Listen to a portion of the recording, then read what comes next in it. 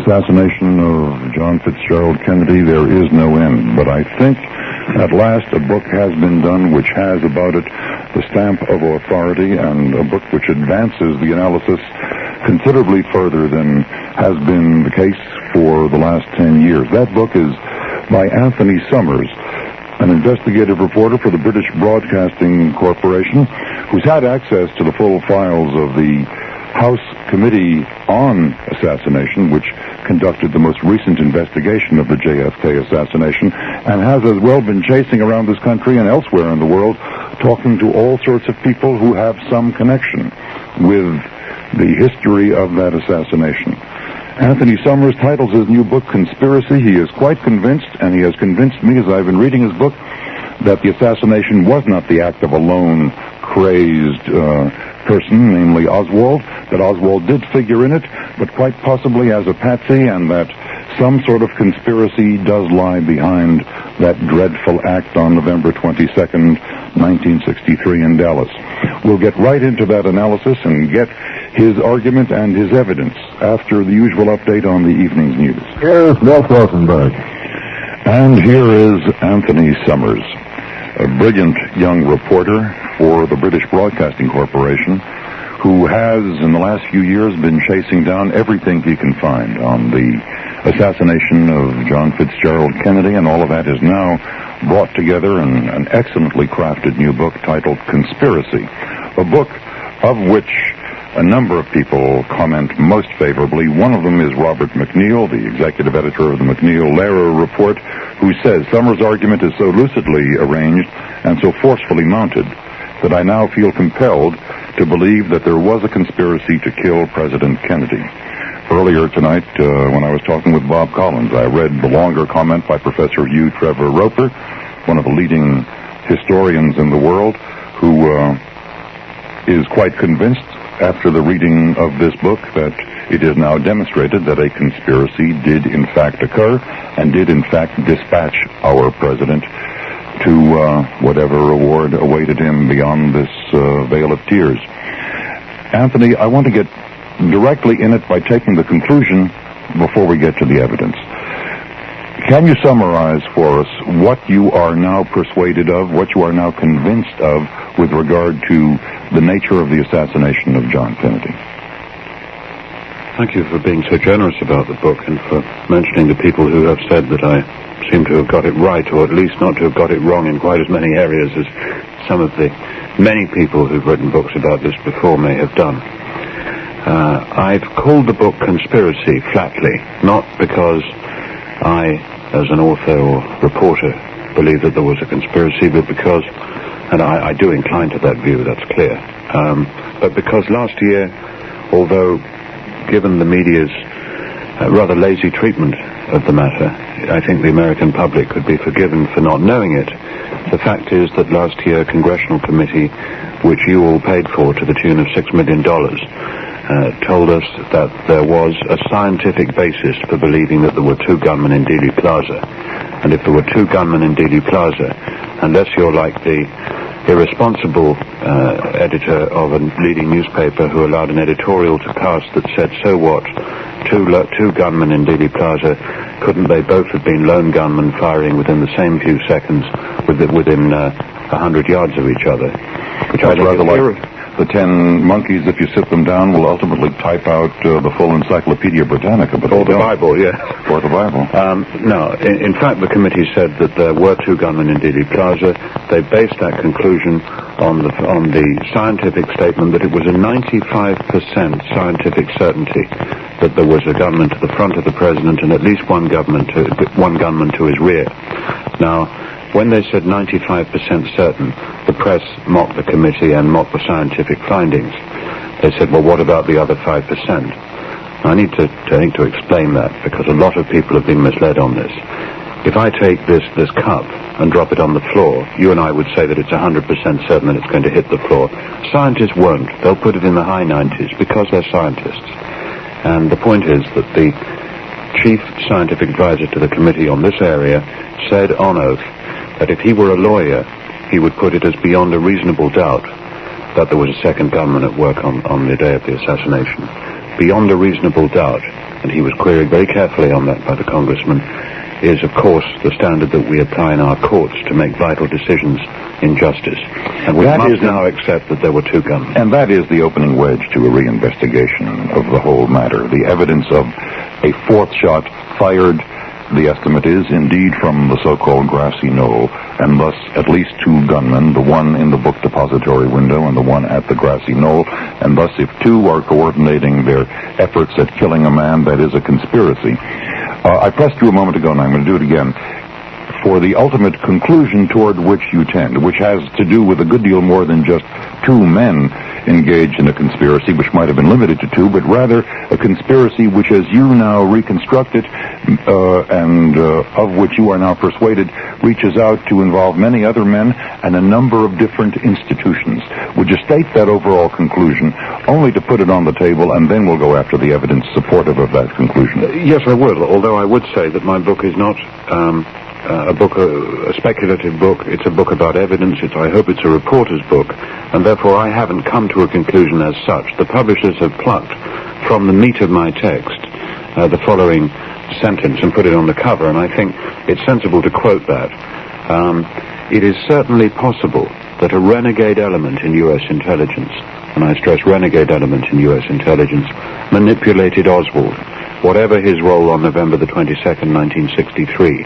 That same element in U.S. intelligence may have activated pawns in the anti-Castro movement and the mafia to murder the president and subsequently to execute Oswald, the alleged assassin. Now, that sounds very complex. We're talking about three forces: the mob, the anti-Castro movement, which means the anti-Castro exiles, and one must also look at the U.S. intelligence people who were deeply involved with both the mob and the anti-Castro people at that time. It's not as complex as it sounds, nor is it contradictory. All those three forces were in bed together at the time in the efforts to topple Fidel Castro, and indeed, specifically in plots to assassinate Fidel Castro. And though you see a tripartite possible conspiracy, U.S. intelligence, an element of it, not the whole CIA under orders from the director, but some renegade element probably within CIA, the mob, and anti-Castro refugees based in Miami and elsewhere. So you see those three groups as possibly involved. On the evidence, there are links between Oswald, between the events of that period, and between Ruby and people in those areas. But you do suggest that they weren't equally involved, in the sense that the U.S. intelligence element in the operation was manipulating the other two groups. Yes, I've indicated that as a possibility. I think the most important thing, we have a number of people who wanted to do away with President Kennedy, or perhaps to put it better, would have liked to see President Kennedy no longer in the White House. And I'm sure we'll get into the motives a little further on. But the important thing to see here is that I make a distinction. I think that during his adult life, Oswald clearly crossed paths with, and I believe was used by, at one stage perhaps unwittingly, at a later stage I think, and I'm pretty sure, wittingly, he was used by one of the tentacles of the octopus of U.S. intelligence. The intelligence tentacle, in fact. Right. But that, of course, does not necessarily predicate a U.S. intelligence involvement in the assassination. However, there is specific evidence concerning the weeks and months just before the assassination, which does suggest to me in a disquieting fashion that quite apart from having had a previous connection with Oswald, that an element of U.S. intelligence may indeed have been involved in the conspiracy, using people in the mob and people in the anti-Castro movement as the hitmen and as its pawns.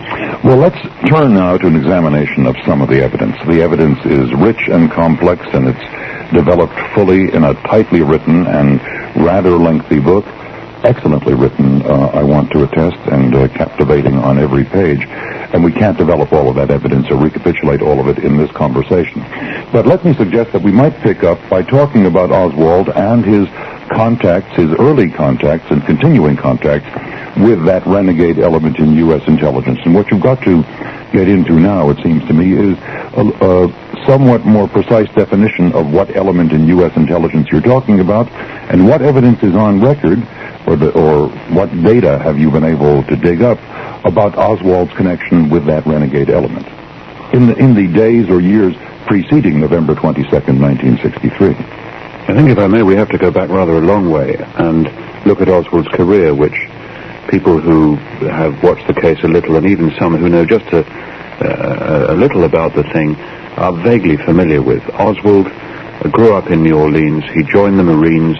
He left the Marines. He went to the Soviet Union at the end of the 1950s, October 1959, spent 2 years in the Soviet Union. There he found himself a Soviet wife, Marina, and he brought her back to the United States. They moved to Texas and to the Fort Worth area, in fact, then subsequently to the Dallas area. Then in the vital months, so far as evidence is concerned, before the assassination, the summer of 1963, they were in New Orleans. Oswald then went on to Mexico City on a visit in which he purportedly, applied for a visa to go to Cuba, communist Cuba, and then Oswald went back to Dallas, and then the assassination happened. Now, through that period, we have to look at whether the public posture of Oswald as a young Marxist convert, a sort of socialist zealot, is the true picture or not. People have long raised questions about this, and we do remember that in New Orleans, in the months before the assassination, he was passing out pro-Castro literature on the streets of New Orleans. He managed to wind up on a radio program, I suppose not totally unlike the one that we're doing right now, in which he spoke for the pro-Castro cause. Yes, if you like, we'll take then the New Orleans period first. This is the period at which I think that the evidence suggests strongly that by this time he was a witting tool of U.S. intelligence, or one branch of it. Oswald handed out his pro-Castro leaflets in the street, and on one occasion he got into a tussle with anti-Castro exiles who clearly disapproved of what he was doing, supporting Castro. It was a little street incident, and it led to, as you say, to a radio program, to newspaper coverage, to television coverage, all of which in the end, in the temper of the times, in the context of New Orleans in 1963, tended to discredit and smear the Fair Play for Cuba Committee, which Oswald said he was representing. Now, take another look at his leftist posture there. Oswald wrote to the Fair Play for Cuba Committee, the leftist people, reporting the incident with the anti-Castro exiles. But there's a catch. He wrote the letter reporting the incident a week before it happened. Now, you stop in your tracks and you say, what does that mean? Perhaps there's something else behind this operation of Oswald's. Then you look at the leaflets that he was handing out and some of the pamphlets that he had in his possession when he first leafleted in New Orleans, and they bear the rubber-stamped address 544 Camp Street. 544 Camp Street. I'm sorry this is labyrinthine, but evidence is evidence. No, and it's a very interesting strand. In fact, this is a strand that Jim Garrison turned up a long time ago. Yes, I hedge away from Mr. Garrison. However, I would say, to balance the Garrison circus, as I see it, and memories of that, and before we even go on into the evidence, I would say that the Chief Counsel of the Assassinations Committee, which concluded its work last year, a very cautious and respected legal professor, has said that he believes New Orleans is the starting point for further inquiry. That's Professor Blakey. That's right. Now, Oswald handed out his leaflets with this interesting address, 544 Camp Street, on them. 544 Camp Street, far from being the headquarters of a leftist pro-Castro movement, had been the headquarters of the Cuban exiles anti-Castro umbrella group, which had been started by U.S. intelligence, by the CIA specifically, and by none other, indeed, than Howard Hunt, Cuban Revolutionary Council. Now, who was our guest on this program last Friday night, I should tell you. Really, with another of his novels, no doubt. Yes. Mm-hmm. And a man whose life was full of fiction. And also in that building at 544 Camp Street, and specifically at the week that Oswald was handing out his leaflets for the first time, was Guy Bannister Associates. Guy Bannister Associates was so-called detective agency. That wasn't really what it was at all. It was run by Guy Bannister, who had been here in Chicago the head of the FBI agents here for a considerable time, and in the FBI had distinguished himself with great credit in many well-known cases. He then went to New Orleans, where he became Deputy Chief of Police. And then, with his background, reportedly from naval intelligence, with his long-time standing links to U.S. intelligence, and specifically since the Cuban Revolution in the anti-Castro area, Guy Bannister set up his so-called detective agency. What he was in fact doing from that detective agency was, at a local level in New Orleans, pursuing what J. Edgar Hoover was doing on a national scale. The sort of thing you remember, penetrating left-wing groups, and that left wing meant anything to the left of Genghis Khan, to smear them, to discredit them. He was putting false students into the university in New Orleans to find out what the left-wing groups or liberal groups were doing, and if possible, to smear and discredit them. Now, no one until I did my work here had made a firm link between Oswald and Guy Bannister Associates, other than the stamp on the document, on the leaflets that Oswald was handing. You've got a tighter link than that. Yes, I located for the first time Bannister's former assistant and secretary, and indeed his lover, a woman called Delphine Roberts, who had never been interviewed before by any law enforcement people, and whom the Assassinations Committee had not found until I located her. She tells a story which I find is credible and startling. She says that Oswald indeed consorted with Bannister, that he came to the offices that when he handed out his leaflets, Bannister wasn't annoyed, as he might normally have been, by the news of left-wing activity in the streets, and effectively said, he's one of us.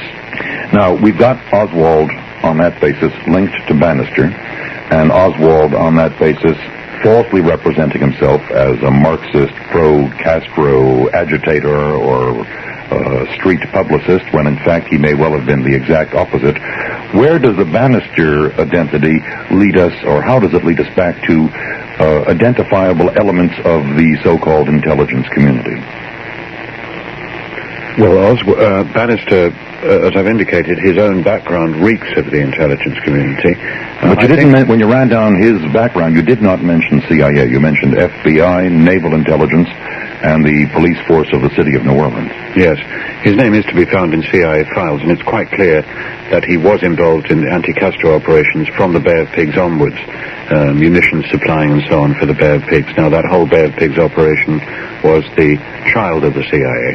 There's no problem there in connecting him with the CIA and the intelligence community as a whole, but there's another element to Bannister and to a man who worked in his operation called David Ferry, who featured prominently in the Garrison inquiry in New Orleans, and that is that both David Ferry and Guy Bannister were great supporters and involved with Carlos Marcello. Carlos Marcello, of course, the mafia chieftain who ruled the southern states, Louisiana specifically, and New Orleans, for organized crime at that time and to this day. He was arraigned, incidentally, just a week or so ago, a rare event for law enforcement. They have found Marcello down the years, even though he's been described as reliably as one of the 2 or 3 most powerful figures in the mafia in this country. He's proved extremely elusive down the years, has hardly ever been arrested. He's just been arrested arraigned for bribing local officials in New Orleans. Well, we've got Oswald on this basis identified with Bannister, and if we identify with Bannister in turn with that sector of the CIA that was involved in running the Bay of Pigs, setting up, as Howard Hunt acknowledges he helped to do, an anti-Castro refugee Cuban government, and leading the continued operation against Castro after the failure of the Bay of Pigs. If the Bannister identity leads us back to that section of the CIA, then we've got to take it from there. And the question... His offices, indeed, had been literally a grand central station for the Cuban exiles. Well, the question that naturally arises at this point, and we've got to pause in a second for some commercials, and I hope we can develop this directly afterwards, is if we focus on that sector of the CIA, and perhaps it has to be more clearly defined and identified in terms of some of the leading persons involved, what purpose might they have been serving? What goals might they have been pursuing in helping to engineer the assassination of the then President of the United States? Let's pursue it from that point right after these words. While it continues, again, here's Milt. Thank you very much, George Bauer. Anthony, I must, as Hamlet says to his mother, be cruel to be kind, or rather, I must be schematic and oversimplify to push us toward the kind of lucidity that might be achieved on a radio program. We cannot do I hope so. I hope so. I was beginning to feel as we were talking there before the break that although we were talking about important evidence, it must have been terribly difficult for listeners to follow us through that part of the labyrinth without having read the book. No, I don't think so. We've got intelligent listeners, and I'm sure they're following, and you speak as well as you write. But obviously, you can't get into as much detail when you talk on a radio program as you can in a book of over 400, indeed, over 500 pages. But we've done quite well so far. But I think what we need to do is use the method of triangulation. We started with Oswald. That's one route toward the target point, namely an account of and an explanation of the assassination. We can also start with the Mafia or some elements of it, or we can start with that sector of the CIA. I propose now that we do that. What have you picked up? What did the investigating committee pick up? What else have you been able to gather as relevant evidence about that group within the CIA, whoever or whatever they are, and what they have against Kennedy, and what their earlier connections with the Mafia, with Oswald and other possible double agents and various kinds of agents, so that we can begin to understand the involvement of that renegade element of the CIA in this great tragedy. Let's start in Langley, if that's where we have to go. I'm not sure. One of the important points that you raised, you touched on earlier, is that we must not go too far down Paranoia Gulch and talk about the CIA being involved in the assassination. I think we've been making that clear, but I'd like to labor the point. We're talking about the possible involvement in the assassination and the involvement with Oswald of a renegade element within the CIA. Well, what does one really mean by renegade element? Well, were they no longer in the employ of the CIA? No, I believe that the people who we shall touch on specifically in a moment or two were still in the employ of the CIA. Now, at the beginning of the Kennedy administration, of course, came the Bay of Pigs crisis, and everything in this story hinges, turns on, comes back to Cuba time and time again. After the Bay of Pigs, which was of course a fiasco and in which President Kennedy had been ill-advised by his military advisors and by his intelligence advisors, which included the CIA, Kennedy is reported to have talked of wishing to splinter the CIA into 1,000 pieces and scatter it to the winds. There were, of course, important changes at the top of the CIA, but one has to stress that, of course, also, that even after the appointment of Kennedy appointee Director McCone, that at most levels of the CIA, of course, patriotic men went on doing their patriotic duty. However, many... Tony, a moment's interruption. I've got to do my duty. This is WGN Radio from Chicago. Sorry for the interruption. Please proceed. However, there were those in the CIA who bitterly resented Kennedy policy and also bitterly resented Robert Kennedy's involvement. As Attorney General, he was appointed by his brother to oversee activities involving Cuba from the time of the Bay of Pigs fiasco onwards. This was the time of the secret war. Before President Kennedy changed tack, he was concerned that there should be a pinprick war, if you like, a build-up of raids, of propaganda, a secret war against Castro's Cuba to undermine the revolution. Now, this war was run under the oversight of a special group on Cuba, chaired on many occasions by Robert Kennedy, and managed in the field by CIA operational officers. One of the operational officers at this time was a man called William Harvey. William Harvey came to hate Robert Kennedy with a purple passion.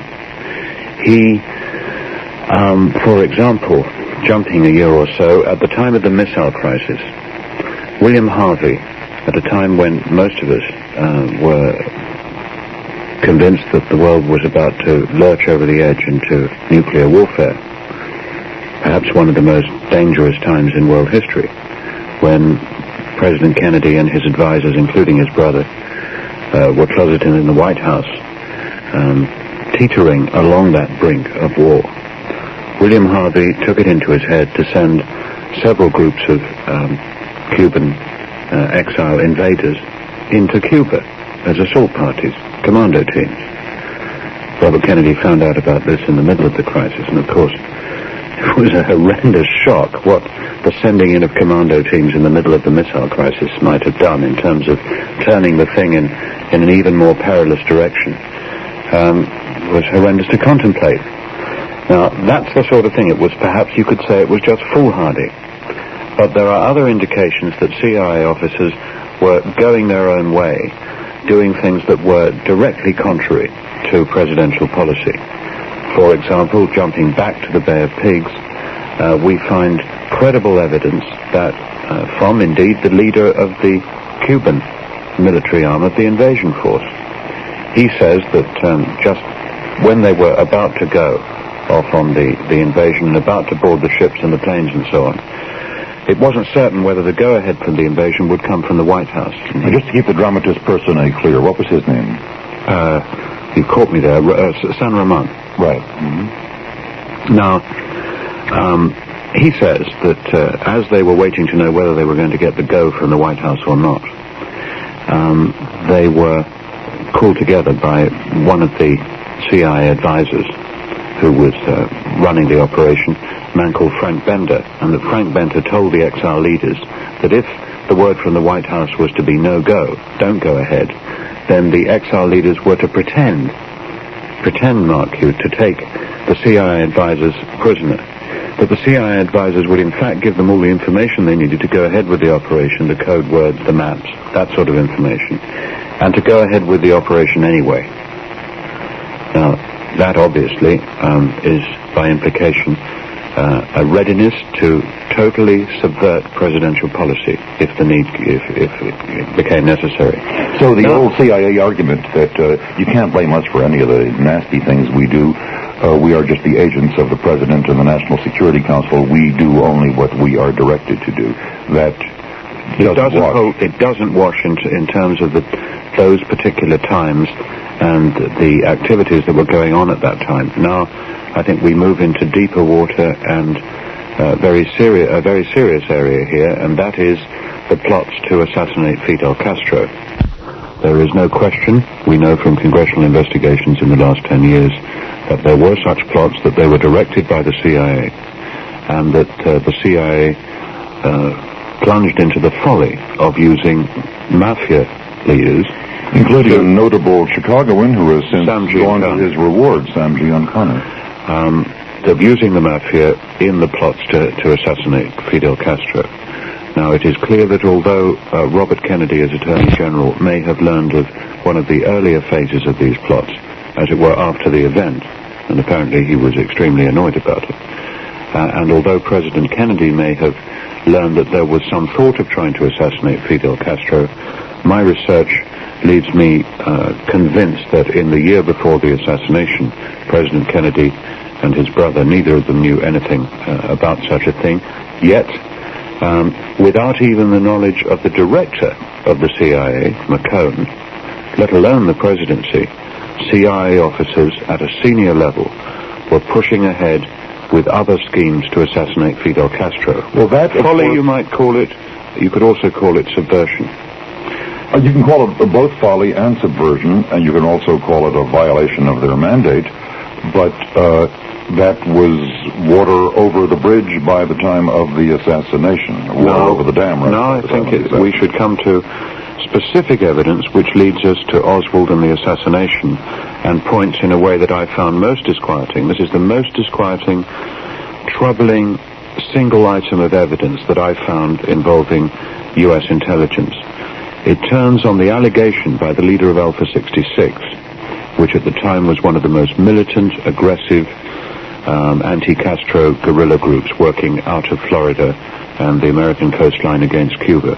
Now, the former leader of Alpha 66, a man who was publicly known for his zealous fight against Fidel Castro down the years, has said in the last 2 or 3 years that in 1963, in those tinderbox months after the missile crisis, his U.S. intelligence case officer, who he knew only by his cover name of Morris Bishop, was deliberately instigating Alpha 66 raids against Soviet ships on the Cuban coastline and Soviet installations as an attempt to cause further friction between Moscow and Washington. Now, the raids took place, that's a historical fact. President Kennedy and the State Department immediately upped and said nothing to do with us, nothing to do with the United States. Khrushchev, meanwhile, was rattling his sabers. Castro was going into his typical harangues. And no sooner had the president denied knowledge or involvement than the leader of Alpha 66 and his colleagues upped and said it was us and we did it from Florida. Extremely embarrassing for the United States and very dangerous at that time. So you have here evidence that Maurice Bishop and his people to fabricate proof that Oswald was involved with communist Cuban intelligence and diplomats. Now, this is a crucial area. We're now about to get into the area of disinformation. But perhaps before we do that, I could just say how one can interpret that evidence. If we take in 3 levels of gravity, the first allegation that he saw his U.S. intelligence case officer with Oswald, of course, suggests merely a connection between Oswald and U.S. intelligence, which doesn't necessarily predicate any U.S. intelligence involvement in the assassination. Then, of course, you have the second level of gravity, which is that the U.S. intelligence case officer was deliberately trying to use the assassination to a black propaganda advantage. Well, that's a serious accusation which would merit investigation anyway. But again, it doesn't necessarily suggest involvement in the assassination itself, unless you put it against the earlier evidence that the same case officer had been involved since the spring of that year in deliberate and serious military attempts to subvert presidential policy. When you take all those facets of the thing into account, then you have to allow for the very real possibility that this element of U.S. intelligence was in fact involved in the conspiracy to assassinate the president. To jump ahead, as I think we need to get the structure of the argument, to go beyond the evidence for a moment, I've got to ask you, and I give you again a few minutes to prepare your answer because we've got some commercials that are due almost instantly. I have to ask you to begin to impute motive or strategic plan. If this section of the CIA, the one that was closely involved in mounting the Bay of Pigs and then in the aftermath of Bay of Pigs remained in close contact with the anti-Castro Cubans now resident in the United States, if they were... And with the Mafia, of course. And with the Mafia, and then went on to use Oswald and many others to stage that assassination and to do a general disinformation operation about the assassination so as to veil its true purposes and its origins. If all of that happened, but if it originates somehow with that group of renegade CIA people, one must, of course, ask, why did they want to do it? What goal were they pursuing? Similarly, one would have to ask, how did the Mafia elements who were drawn in see this as advantageous to their interests? And how did the anti-Castro Cubans see it as serving their cause? It's time, I think, to make that imputation, recognizing that it is mere speculation, and we'll turn to that right after these words. Again, here's Milt Rosenberg. Thank you very much, George. My guest tonight is Anthony Summers, or as his friends undoubtedly call him back in London, Anthony, who is the author of the new book, Conspiracy, and that's just published by McGraw-Hill. I put the question to you a moment ago. What motives were being served if, indeed, this element of the CIA, together with some elements of the Mafia and of the anti-Castro Cuban community in this country, conspired to kill the president? How could killing the president serve their purposes?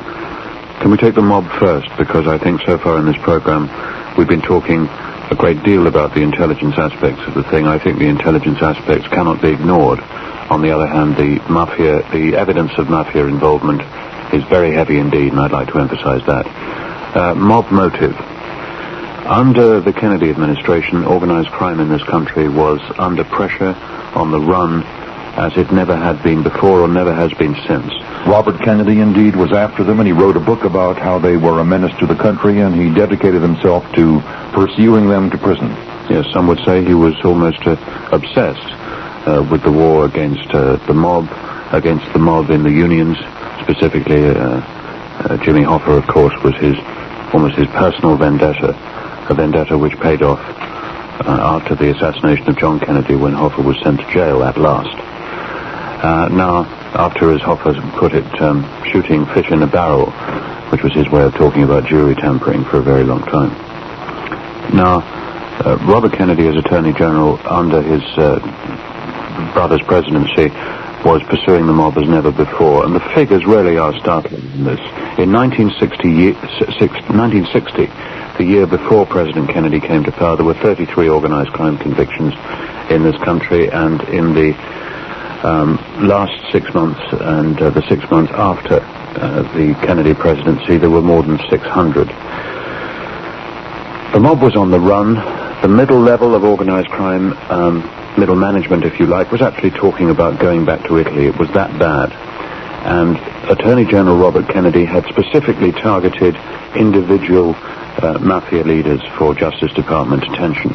Sam Giancana, whom we mentioned earlier in this program, was being pursued so relentlessly by the FBI that he couldn't go golfing without having an FBI team golfing on the tee behind him.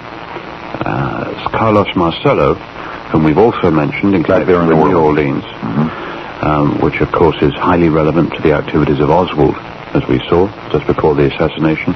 Carlos Marcello was also being heavily pursued and was, in fact, literally thrown out of the country by Robert Kennedy.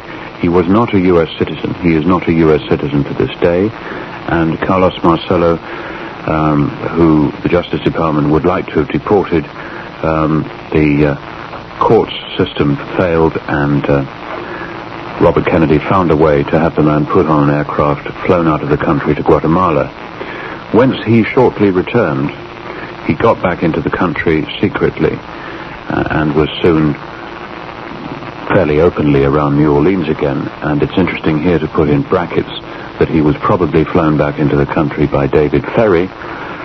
David Ferry was a person who worked with Guy Bannister at that address in New Orleans we were talking about, and his paths appear to have crossed with Oswald's, both in Oswald's youth, when Ferry was running a sort of air cadet corps locally, and at that time in the summer of 1963. Ferry was deeply involved as a so-called investigator for Carlos Marcello. If we get back to the question of intrinsic motive, which might have activated the assassination attempt, what you're saying with regard to the mafia or elements of the mafia is that their motive was very simple. They wanted to get this suddenly very heavy federal monkey or federal gorilla off their backs, and the best way to do that was to send a cautionary message, and nothing would be more cautionary than killing the president. Well, I'm coming to a specific allegation about Carlos Marcello. All right. Carlos Marcello, after he got back into the country, of course, he was back, but he had been humiliated as mafia leaders are not humiliated by being thrown out of the country. And they are, we know, men of honor. Oh, men of great honor, from an indisputably dishonorable heritage. Carlos Marcello, it is alleged, by somebody who was involved and associated with the Marcello circle, that is without question. It is alleged that Carlos Marcello, in the fall of 1962, at a private meeting, discussed murdering the president, talked as if there was a plan already afoot to do so, that he was involved in it. And he talked about it using an analogy. He said, if you want to get hold of the tail or take off the tail of a dog, meaning Robert Kennedy as Attorney General, then the way to do it in this case is to cut off the head, meaning the president. And he talked, it is alleged, of using a patsy to take the blame. Now, this allegation was brought forward in 1967, incidentally, by a Pulitzer Prize-winning author, Ed Reed, expert on the mafia, who had learned it in turn from the witness. And the response of the FBI, whose director, J. Edgar Hoover, had been had told the Warren Commission that for the Bureau the case would be open for all time. The FBI, in fact, responded to this very serious allegation by trying very hard indeed to discredit not only the witness but also the Pulitzer Prize-winning writer. Now, back to motive. The mob was, apart from its defensive situation against the onslaught from the Kennedy administration, was also deeply involved in Cuban operations. It had been in Havana involved in an organized crime business which was more important financially than Vegas. Havana had been effectively the capital of the underworld. That because of their gambling involvement or other gambling, rackets prostitution, drugs, the whole gamut that covers organized crime. But Batista let them skim all they wanted, of course. That's right.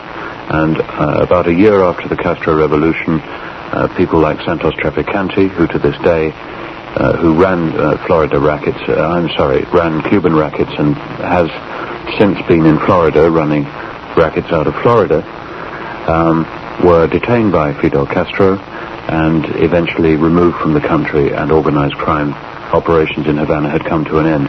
That is why, with the hope of returning one day to their lucrative hunting grounds in Cuba, that is why the Mafia found itself firmly on the anti-Castro side, lined up with the anti-Castro Cuban exiles and with the CIA, which, as we've seen in its folly, turned to the Mafia to help in its attempts to assassinate Fidel Castro. Let me pick up on something right there. That suggests that the view in the anti-Castro group, not the Mafia group, but the anti-Castro Cuban refugees, and the view among their friends in that renegade element of the CIA, who were equally anti-Castro, that the view there was that somehow we foster the downfall of Castro and the return of a non-Marxist government to Cuba if we kill the President of the United States. But I don't see how that logic goes.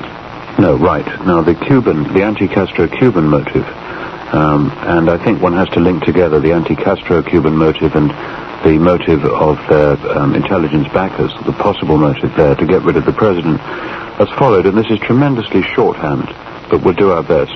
After the Bay of Pigs,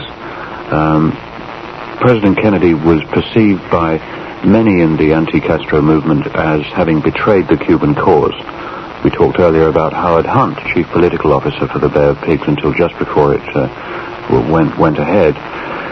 He talks of sitting in the war room at the CIA, listening to the reports coming in of the fiasco on the beaches in Cuba, and of the deep resentment against the president for not putting in the support that from the United States armed forces that might have assured a successful landing at the Bay of Pigs. An important element there is the withdrawal of air cover that originally had been scheduled, as I remember. Well, there's great discussion over whether it had originally been scheduled or not, yes, but the failure to supply air cover, which might have helped on the beaches.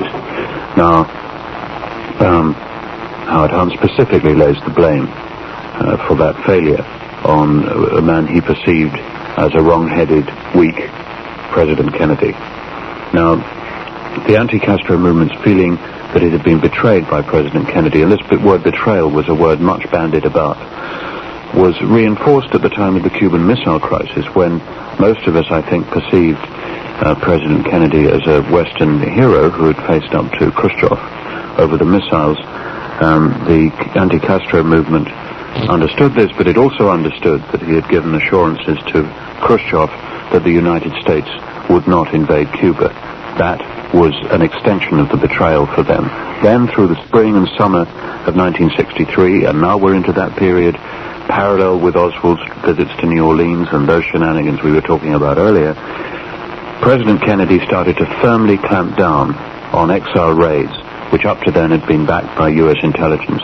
That the customs people, the immigration people had given their blessing to the boats setting off from the Florida Keys on their way to their raids against Cuban shores. All those forces of the government were now turned against the exiles to stymie their operations, to stop them. Further extension of betrayal. And then, and this is something that I get into far more in my book than has previously been done, I think this is potentially terribly important.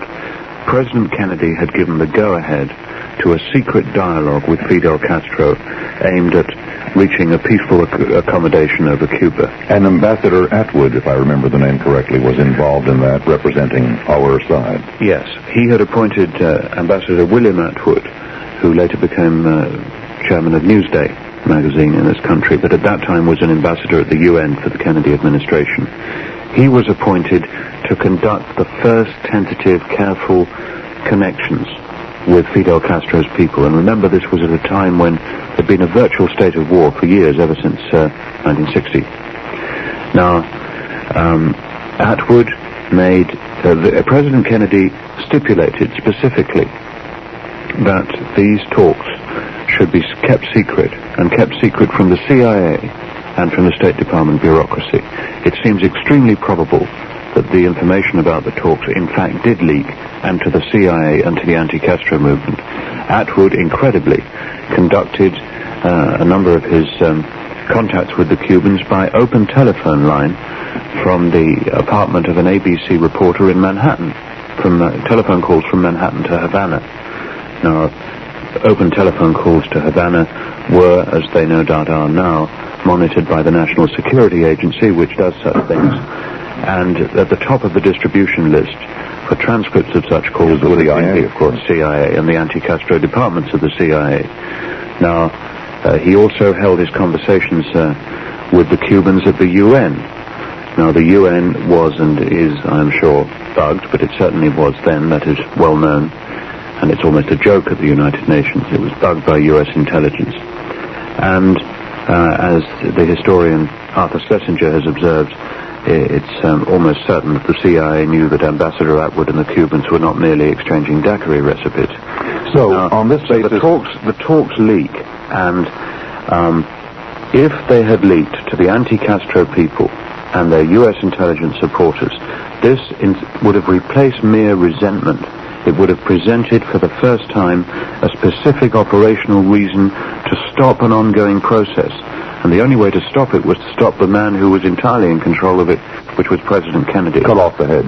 This is speculation, but I've speculated here with the agreement in my speculation by people like Schlesinger and Ambassador Atwood. Well, you've traced the possible motivations and the background for those motivations with great sharpness. We're going to develop much more of the evidence and your view of the evidence as we go on to the telephones tonight. And I might pause for a moment to invite telephone calls now. The line before we get into that, I want to develop a counter-argument. One which doesn't originate with me, but with some of those who've reviewed your book, and all the reviews I've seen have been extremely favorable, but some of the best reviewers, among them Andrew Hacker, who did the review in the New York Review of Books. Yes.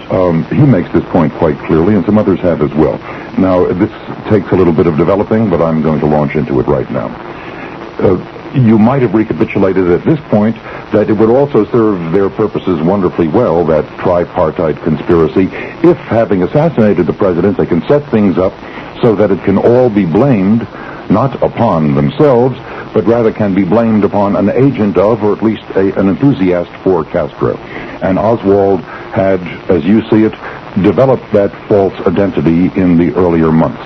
The crucial argument raised by Hacker and others is this.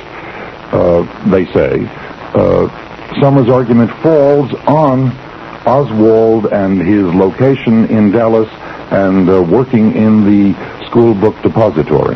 The plan to go to Dallas had not been formulated finally till just a few days before, in fact, the visit took place, and the route of the motorcade was not finally set at all. You could not have planted Oswald as a patsy agent in that building months before in any expectation that it would have provided the opportunity to shoot from a window and assassinate a president. Therefore, though Summers, says Hacker, does raise very useful questions about Oswald and does persuade me, he says, that Oswald was not merely what we have so long taken him to be, the conspiracy doesn't make any sense at that final moment, because it was almost an accident of last-minute planning that the president was passing through Dealey Plaza in that open limousine, and that Lee Harvey Oswald was working in a building on that route. I agree that there's a problem, but it's not a problem quite of the nature that Mr. Hacker has pointed up. He gets his facts slightly wrong. The fact is that the visit of the president to Dallas had been known for many weeks, months. The precise route of the motorcade had been known for much longer than Mr. Hacker has suggested. I'd have to go back to sources, indeed to my own book, to remember exactly when, but it wasn't just a few days before. They did know which way the schedule was going to go, which way the motorcade was going to go, although there were minor changes in that route. Now, what is more interesting is Oswald's presence specifically in the warehouse overlooking the motorcade route. It is a fact that I think unquestionably so that Oswald got that job because a totally harmless neighbour of the family where his wife was staying suggested that there might be some work going at the Texas School Book Depository. Well, that doesn't sound like plot, does it? No. I have problems with that. I don't know how it fits in. Look, what I've done with this whole story is to try to sweep away a lot of the underbrush, the rumours and the counter-rumours that have grown up around this thing, to try to put the jigsaw together. Where the bits are obviously nothing to do with the jigsaw we're trying to put together, I put them in another box and got rid of them, put them out of the way, and it was high time somebody did that. Where they don't fit, I haven't tried to squeeze them into place. I've simply put them on one side and left them there as question marks. The fact is that we now have a great deal more of the jigsaw than we did before, and the fact that one has a problem with that piece of the evidence, which indeed I entirely accept and would love to have worked out, does not, of course, negate the mass of other evidence that indicates heavy links with organized crime, heavy links with, well, certainly the great possibility of Oswald links with U.S. intelligence and the possibility that U.S. intelligence was involved with the mafia and the anti-Castro people in the assassination. I think in the end, some jurist once said that you look at a case and in the end you have to put it to the jury, and you're the judge trying to advise the jury on what to do and how to look at the evidence. And you have to ask yourself, which pile of evidence is the greater? Which one weighs heavier in the scales? And the evidence for conspiracy and involvement with the forces we've been talking about is far heavier and greater than these individual problems which, as a mere reporter, I have failed so far to work out. A moment to say that this is WGN, Clear Channel Radio from Chicago. We're racking up the phone calls now. Some lines are still open if you want to get in on the conversation and put a question directly to Anthony Summers. The number 591-7200. 591-7200. A last query before we pause for some commercials and then on to the telephones. We've had a number of investigations, starting with the Warren Commission. We've had lots of private investigators. Many have suspected conspiracy and have picked up some strands of the story that you've now far more fully elicited and woven together. But, on the other hand, the official doctrine, the received doctrine, on the part of those supposedly competent to judge the evidence, has, till the present moment, been single crazed assassin, and that's what accounts for it. Did some people, as far back as the membership of the Warren Commission, know more than they acknowledged? Was there not only a conspiracy to kill the president, but then a conspiracy to hush up the assassination, to cover it up? I think you have to be very careful with this, and I'm afraid I'm not going to give you a very short answer. How long do we have to go? Don't worry about time. The reason I have to give you a long answer is this, and it helps me because I wanted to add a point at the end of this section of the program about the real international gravity, that the situation of international gravity that the assassination caused, which perhaps one gets away from when we're into these nitty-gritty little bits of evidence. Now, the fact is that after the assassination, a mass of disinformation about Oswald, black propaganda, came out of Mexico City, which Oswald had visited in the weeks before the assassination, and where a person calling himself Oswald, and I stress that, had visited communist embassies, Soviet and Cuban embassies, asking for visas to go to Cuba. Now, it is my impression that it was not the real Oswald who did this, and that episode was part of what you just described, an attempt to paint a trail of guilt towards Havana, towards the communists. And towards an agent of the Castro government, or at least an enthusiast for that government. Now, reports and heavy information along those lines poured across President Johnson's desk in the hours and days after the assassination. And indeed, he was to go to his death years later, believing, as he put it, that Castro had had President Kennedy killed as a preemptive strike in view of the CIA plots against his own life.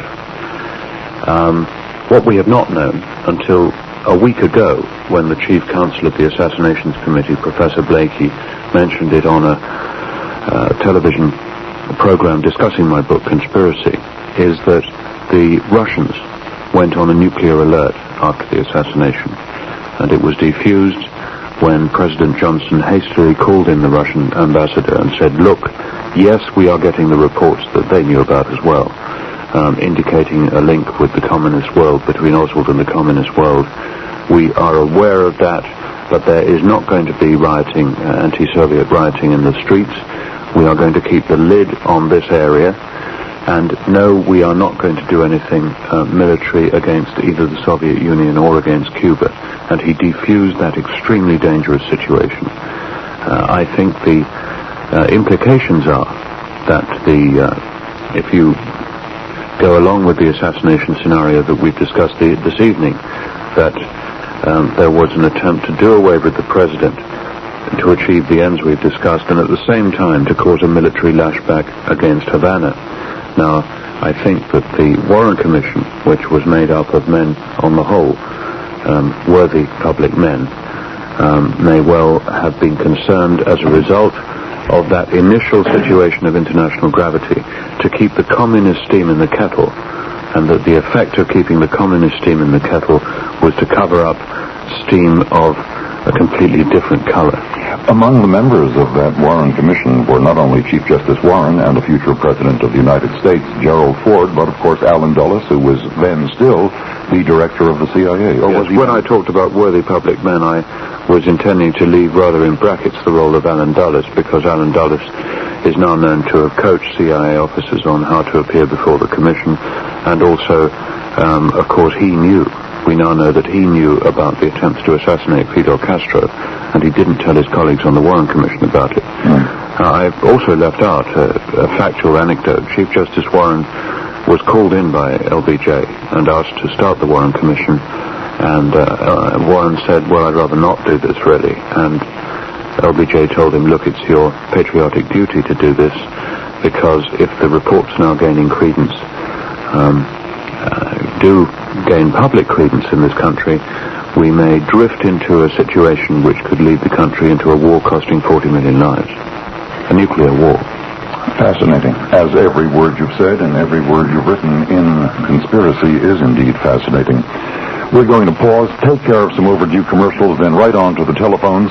If you don't get through at first, the best strategy is to call again as soon as we say goodnight to a previous caller. The number 591-7200, right back after this. Again, here's Milt Rosenberg.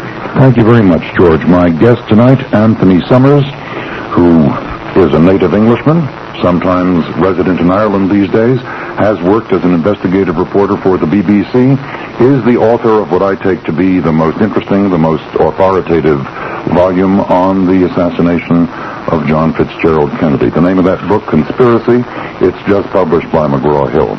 Our phone number, 591-7200. 312 is the area code for long-distance calls. And here is a long-distance call. Where are you calling from, please? Calling from Charleston, Illinois. How far away is that? Oh, gee, about 4 hours. Yeah. Okay, go ahead, sir. Yes, I'd like to know if you uncovered any information about Marina Oswald and what her role was, if any, and also what did you think about her book, where she was seemed very anxious to present the party line on the assassination. Yes, I'm glad you asked about that, because we haven't talked about Marina Oswald in this program. Clearly she bears a lot of investigation. Marina Oswald, of course, was Soviet woman, and Oswald met her in the Soviet Union and brought her home, and they had 2 children, lived in the United States together before the assassination. Marina Oswald, well, she has told different stories to different commissions, different committees, many different testimonies, and quite often her testimony conflicts within a single testimony. The House Assassinations Committee flatly did not believe her on many areas, and said very caustically in its final report that it seemed very odd indeed that she was unable to account for any of her husband's associations or associates in the summer of 1963. Frankly, she just isn't plausible.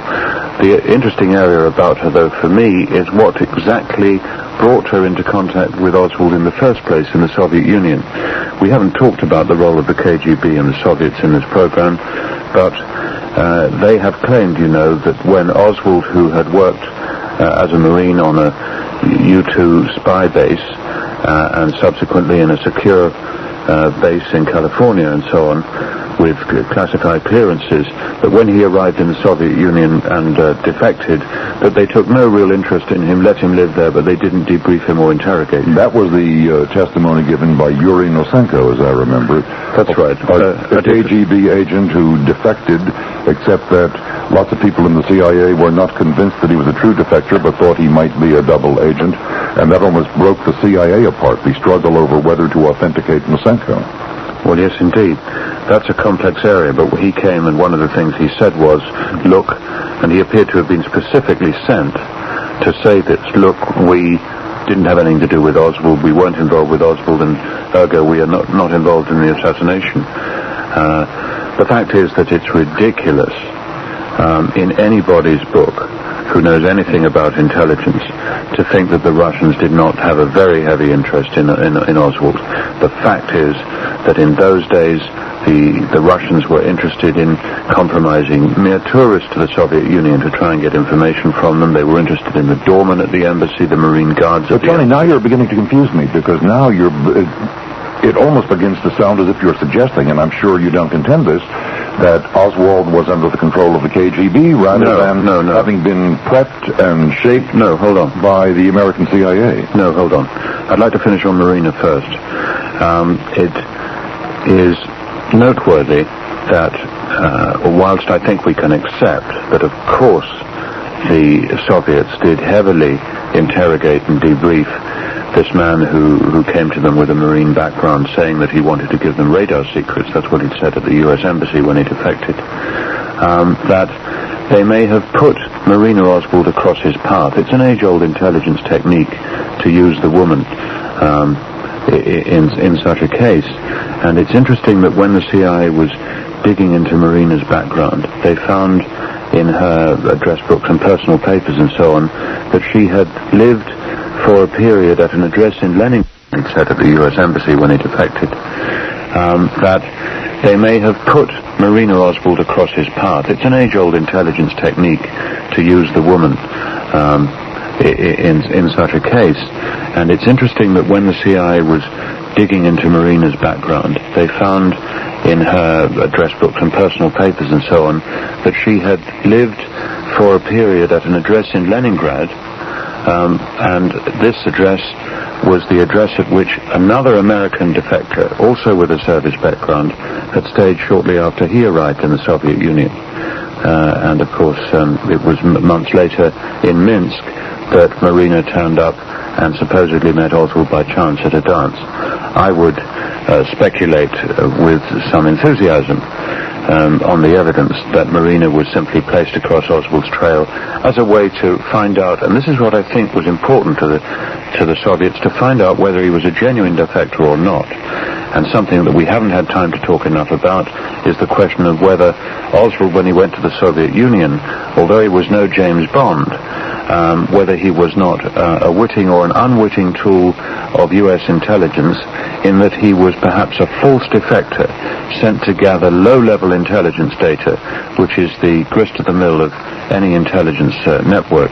What we do know now is that there was at the time a scheme supposedly run by naval intelligence, incidentally, which would be the logical background for Oswald since he was in the Marine Corps, to put supposedly disaffected, disenchanted young Americans into Eastern European countries and the Soviet Union as false defectors, where they would stay and then return, bringing with them low-level information of the sort that intelligence networks need.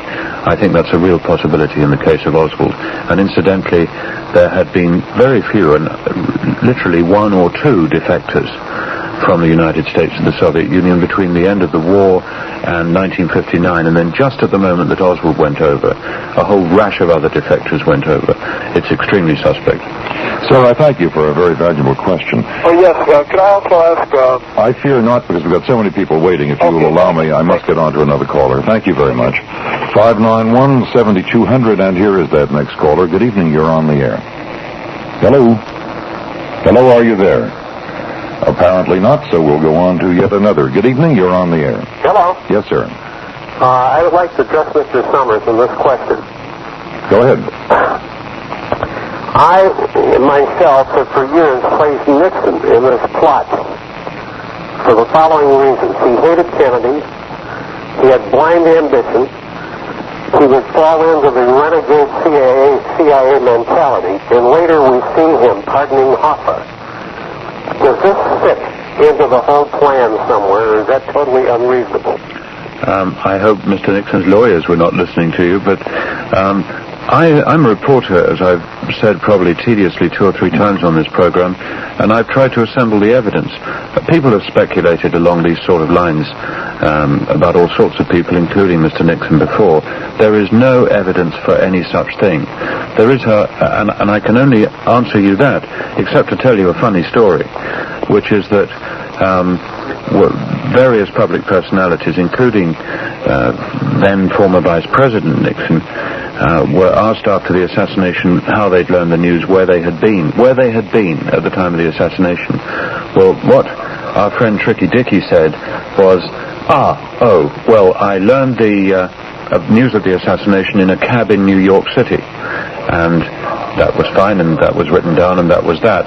Except that then people came forward to say that former Vice President Nixon had been in Dallas, at the airport in Dallas, on the morning of the assassination. And doing some work on a mission for Pepsi-Cola, as I remember it. That's right. He was a consultant. I think he was a vice president, perhaps, at that time for Pepsi-Cola, which had just finished a convention in Dallas. And indeed, what he had left out of his original statement was the fact that he'd been in Dallas that morning. It may have been inadvertent, but it always makes me laugh, the notion that the man couldn't quite give a straight answer, even to something that left him wholly innocent. Well, of course, one has to be very careful of suspicious projections towards all sorts of disliked public figures, disliked by some at least, and not by others. And we had a lot of that material in those days. There was also a rumor around, a suspicion, and I suppose a few people even tried to write articles to this effect. I know one young woman did a parody of Macbeth based on this theme, and the theme was simply that the real source of the assassination was the successor to John F. Kennedy, namely Lyndon Baines Johnson. No evidence at all to suggest anything along those lines. And that's silly season, and we've had a long silly season about this assassination. It has gone on now for 17 years. Yes, I think this caller and others, I would encourage them to read my book, if only for the fact that I've tried to lay down the evidence, rather than starting with speculation and then trying to get the evidence to fit the speculation. If you go for the evidence first and then come up with your thesis at the end of that. On the other hand, though, could you not be faulted on the basis of the same psychodynamic I've just been talking about?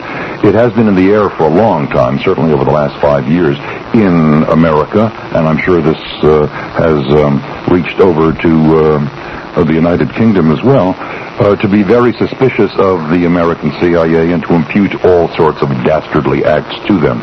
May you not, Anthony, unknowing to yourself, have been caught up in that brand of paranoia is far too strong a word, but in that brand of excess suspicion? Perhaps. On the other hand, I imagine that your own psychodynamic, as you call it, could be faulted in this program, in the sense that it's through your questioning that we've dwelt so long and so heavily on the intelligence area of this story. What I do feel is that Oswald may certainly in his early life have been connected with, used by U.S. intelligence. A very small part of my book, however, deals with the notion that U.S. intelligence in turn may have been involved in the conspiracy to assassinate the president. They're separate things. It seems to me that a branch of U.S. intelligence may well have been wholly innocently involved in a totally patriotic, honorable way in using Oswald in the years before the assassination. That, of course, however, may have seemed extremely damaging and compromising after the assassination, and may have been part of the sort of area that we could call a benign cover-up. One thing that we haven't talked about is military intelligence, and very briefly on that, something that shocked the Assassinations Committee in Congress was the discovery that the following had happened. The Warren Commission had asked the Defense Department for any documents or files it might have on Lee Harvey Oswald. And they said specifically, we mean naval intelligence or army intelligence. Well, naval intelligence did come up with a file, whether or not it was the complete file on Oswald. And the Warren Commission noticed that there'd been no reply, no mention in the letter from the Defense Department about any army intelligence file. So they went back, asked again, and nothing came back from Army Intelligence. They were specifically asked, they did not provide a file. We now know from the research of the Congressional Committee in the last couple of years that there was a file, that it existed on Oswald before the assassination, and that it was not given to the Warren Commission, and that since the work of the Warren Commission, that file has been destroyed. It was for that reason that the committee declared itself extremely troubled and said that it specifically could not exclude the possibility that Oswald had been some sort of tool of military intelligence.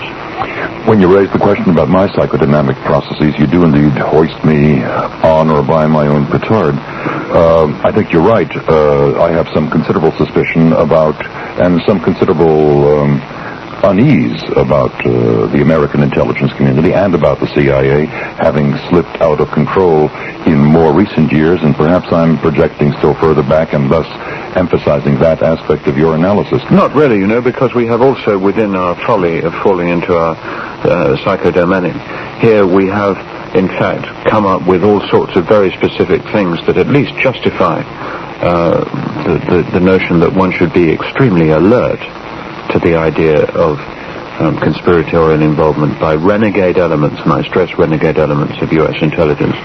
We're not sort of yodeling up the canyon. I've got to tell you about something that happened on this program Friday night when Howard Hunt was here. We talked mostly about Watergate, of course, but I did press him on his earlier career in CIA, and I knew from reading in preparation for the program last Friday, though I only learned it last week when I did some of that preparation, that he had had a major hand in the Bay of Pigs operation and had been the case officer for contact with the Cuban refugee community and their leadership. And I then just began to say a word about mafia interconnections when he flared a bit and said, in possibly a rather intimidating way, I don't know whether he intended it to be intimidating or not, but he said, "Are you accusing me of having been involved with the mafia?" And he had me there to be a polite and decent host. I backed off and said, no, I'm not accusing you of that at all. And he said, "Good, then let us proceed." It was an area of some sensitivity, which does not necessarily mean it was an area in which, in fact, he has any guilt, but it may well be something that he's had to face often in other radio programs, for all I know. Well, he's also extremely sensitive about suggestions that have been made about him concerning the Kennedy assassination. He's one of the few people who can't remember where he was on the day of the assassination or at the moment that it happened, or at least has produced confusing answers to questions about that. And that little nugget of information aside, more seriously, it's been alleged by the respected reporter Tad Zorc, who repeated to me recently that he was more than ever convinced of his sources on this, that Howard Hunt was, at the time of Oswald's visit to Mexico City before the assassination, and remember that it was Mexico City from which all this information about Oswald links with the Cuban communists came, that one of the officers in the embassy at that time, according to Zorc's sources, was Howard Hunt. Another was a man called David Phillips. David Phillips is a senior CIA officer who ended up a few years ago as chief of Western Hemisphere Division, and at that time he was running anti-Castro operations, and specifically anti-Castro propaganda operations out of the embassy in Mexico City.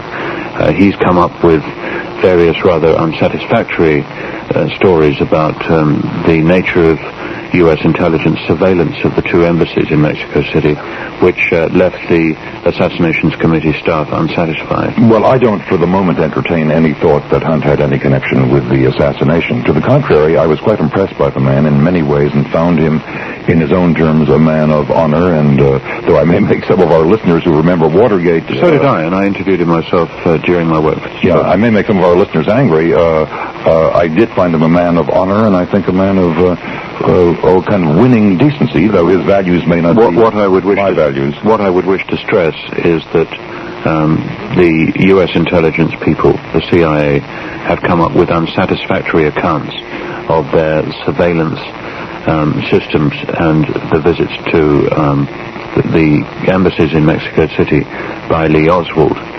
They have not accounted for the fact that although they claimed an extremely thorough photographic surveillance system, they came up with no photographs of the real Oswald visiting the embassies, nor have they accounted for the fact that the tapes, the surveillance tapes of Oswald visiting the embassies were destroyed supposedly routinely before the assassination. And it is interesting that a respected reporter alleges that one of the officers involved in Mexico City at the time was Howard Hunt. That's all. Well, but his career in CIA had essentially been as a case officer in Latin America, and he had an earlier assignment in Mexico as well, as I remember. He was the political planner for the Bay of Pigs invasion. Yeah. You know, it's interesting also, as I recall now, somebody anticipated you or preceded you in the theory that the Oswald who visited the embassy in Mexico City was a false or second Oswald. That's, I think, Henry Popkin, of all things, a professor of philosophy out on the West Coast. Yes, there's long been concern about this. It was never resolved by the Assassinations Committee and remains a key area of investigation. If we could clear up Mexico City and the CIA obfuscation over Mexico City, we might be a lot further forward towards solving the mystery. You know, the man David Phillips I mentioned, I should briefly point out here, was the only person considered publicly by Congress's Assassinations Committee in its report and volumes for possible identification with the cover name Morris Bishop, which was the name supposedly used by the U.S. intelligence case officer involved in those allegations about meetings with Oswald and painting false trails after the assassination. Phillips has denied that he was Bishop. The witness from Alpha 66, the former leader of Alpha 66, has denied that his case officer was David Phillips. However, the committee declared itself unsatisfied with both these responses. It said that it suspected that the leader of Alpha 66 was lying when he said his case officer was not David Phillips, and he said that they said that for his part David Phillips aroused the committee's suspicion when he said that he didn't recognize Veciano because in his position as a senior officer involved in anti-Castro operations, he would surely have